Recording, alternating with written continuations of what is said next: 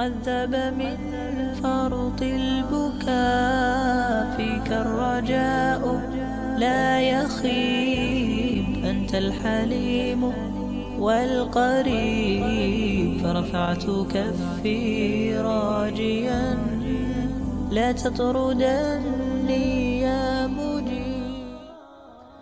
ما jeceshahay ilaahay inuu ku jeclaado ma jeceshahay ilaahay inuu raali uu kaa noqdo ma jeceshahay ilaahay inuu macaaga uu noqdo mar walba kuu kaalmeeyo kuu nusreeyo wax walba ood u baahan tahay uu ku siiyo ku hanuuniyo ku jeclaado ku soo dhoweeyo ku toosiyo ma jeceshahay haddaad jeceshahay 7 astaamaan kuu sheegi uu ilaahay kugu jeclaanayo raalli kaaga noqonayo aad ugu dhowaanaysid waa 7 sifo inaad ku sugnaatid.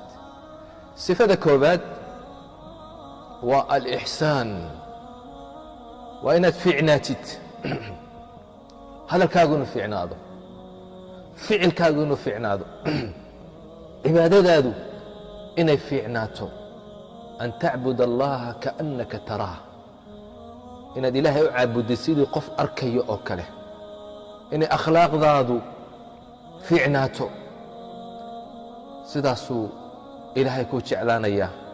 ilaahay waxau yidhi waaxsinuu ina allaha yuxibu almuxsiniin wanaagsanaada buu ilaahay yidhi darajada alixsaan gaadha ilaahay yuxibu wuxuu jecel yahay almuxsiniin kuwa wanaagsan ayuu ilaahay jecel yahay.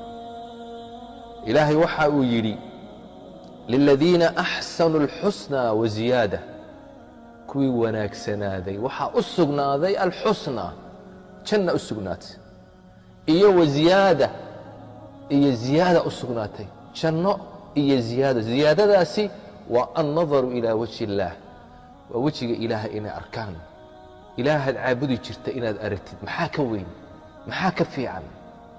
allahu akbar.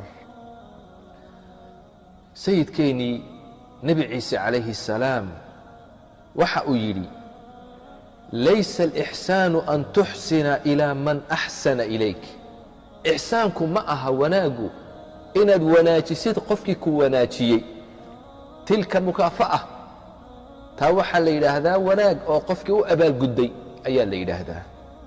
ixsaanku muxuu yahay waxa uu yidhi an tuxsina ilaa man asaa'a ilayk qofkii ku xumeeyey ood wanaajisid weeyaan waa darajo sare. maxay ku gaadheen inuu ilaahay raali u ka noqdo inuu ilaahay jeclaado inay jannada galaan inay ilaahay arkaan maxay ku jeclaadeen kuwaas ilaahay waxau idhi innahum kaanuu qabla dalika muxsiniin waxay ahaayeen adduunka markay joogeen qaar wanaagsan bay ahaayeen akhlaaqdoodii iyo qowlkoogu uu wanaagsan yahay. idan sifada ugu horeeya astaanta ugu horaysa waa inaad noqotid qof fiican. calaamadda labaad astaanta labaad uu ilaahay kugu jeclaanayo raalli kaaga noqonayo waxa weeye attawba inaad ilaahay u toobad keentid mar walba ilaahay aad u noqotid.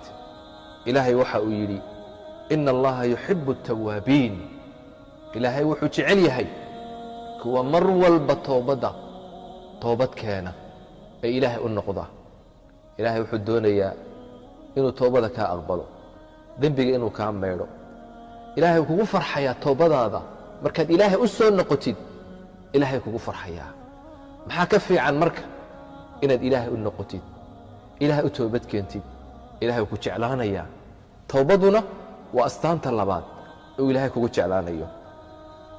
ta saddexaad ilaahay waxa uu jecel yahay uu kugu jeclaanayaa uu raalli kaaga noqonayaa waa atatahur inaad isdaahir yeeshid qalbigaaga inaad nadiif ka dhigtid jirkaaga inaad nadiif ka dhigtid dunuubta inaad iska maydhid iyo tahaaradii xisiga ahayd jasadiga ahayd wa hiyaabaka fatahhir ilaahay waxa uu leeyahay wahiyaabaka fatahhir ilaahay waxa uu jecel yahay kuwaasi isdaahir yeela ayuu ilaahay jecel yahay.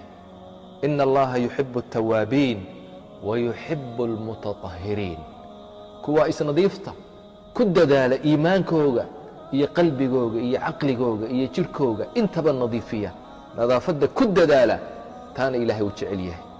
ilaahay baad ugu dhowaan, raalli buu kaaga noqonayaa. sifada afaraad oo alla kugu jeclaanayo, kugu soo dhowaynayo, darajo sare uu kugu siinayo, ta afaraad oo alla ka cabsi. ilaahay ood ka cabsatid, ilaahay waxa uu leeyahay faina allaha yuxibu almuttaqiin. ilaahay wuxuu jecel yahay kuwa ka cabsada isaga, cadaabkiisa ka cabsada, cuquubadiisa ka cabsada, naartiisa ka cabsada, iska ilaaliya macaasida, daacada ilaahay u orda, kuwaasuu ilaahay jecel yahay. shirkiga iyo xumaanta iyo dunuubta ka fogaada. astaanta shanaad uu ilaahay kugu jeclaanayo, sifadaasi waa asabr, inaad sabir yeelatid. ilaahay waxa uu leeyahay wallaahu yuxibu الصaabiriin. ilaahay wuxuu jecel yahay kuwa sabra, daacaadkiisa khayrka ku sabra, maxaarimta ilaahay uu kaa xarimay ka sabra, ka joogsada, qadarka iyo masaa'ibka dhacaya ee qoran ku sabra, kuwaasuu ilaahay jecel yahay. ilaahay maxaa ka fiican jannada markuu ilaahay uu ku geeye ee jannada aad geshid ay malaa'igtu kugu soo gasho ay tiraahdo salaamun calaykum bima sabartum fanicma cuqba daar. malaa'igtii baa soo gelaysa min kulli baab, albaabada jannada waxay ku leeyihiin salaamun calaykum, nabadgeliyo korkiina ahaato. jannada maxaad ku gasheen? waa bima sabartum, sabirkiinni awgeed. daacadii ilaahay baad ku sabirteen, maxaarimtii baad ka sabirteen, qadarkii ilaahay ayaad ku sabirteen. ta lixaad waa altawakul cala allah, ilaahay ood tala saaratid, asbaabta ood la timaadid, aad ilaahay arrintaada u dhiibatid. ilaahay wuu kugu jeclaan. ina allaha yuxibu almutawakiliin. ilaahay wuxuu jecel yahay kuwa tala saarta, arrintooda hagaajiya, dabadeed dadaala, dabeedna ilaahay tala saarta. maaha asbaabta inaad ka tegtid oo tidhaahdid ilaahay ayaan tala saaranaya. sababta la imo, ilaahayna tala saaro. acqilhaa watawakal. tawakulkuna waa wuxuu ilaahay kugu jeclaanayo. ilaahay muuna kugu filnayn. ilaahay waxau alaysa allaahu bikaafin cabda. ilaahay addoonkiisa muuna ku filnayn. qofka ilaahay tala saarta, ilaahay kugu filan yahay. ta toddobaad waa cadaalad. waa inaad la timaadid cadaalad. cadaaladda ilaahay uu jecel yahay. awlaaddaada dhexdooda, dadka dhexdooda, naftaada, xataa qof kale iyo adiga haddii aad isqabataan, cadaalad yeela. mar walba inaad cadaaladda aad ku dadaashid. ilaahay waxau le ina allaha yuxibu almuqsitiin. ilaahay wuxuu jecel yahay kuwa cadaaladda la yimaada. cadaaladdan ku dadaalno. toddobadaa sifo ilaahay kugu jeclaanayaa, raalli buu kaaga noqonayaa, waa u dhowaanaysaa, jannooyinka ilaahay ayaad ku gaadhaysaa. ilaahay haynagu arsaaqo sifaadkaa wanaagsan. wasalaamu calaykum waraxmat ullaahi wabarakaatu.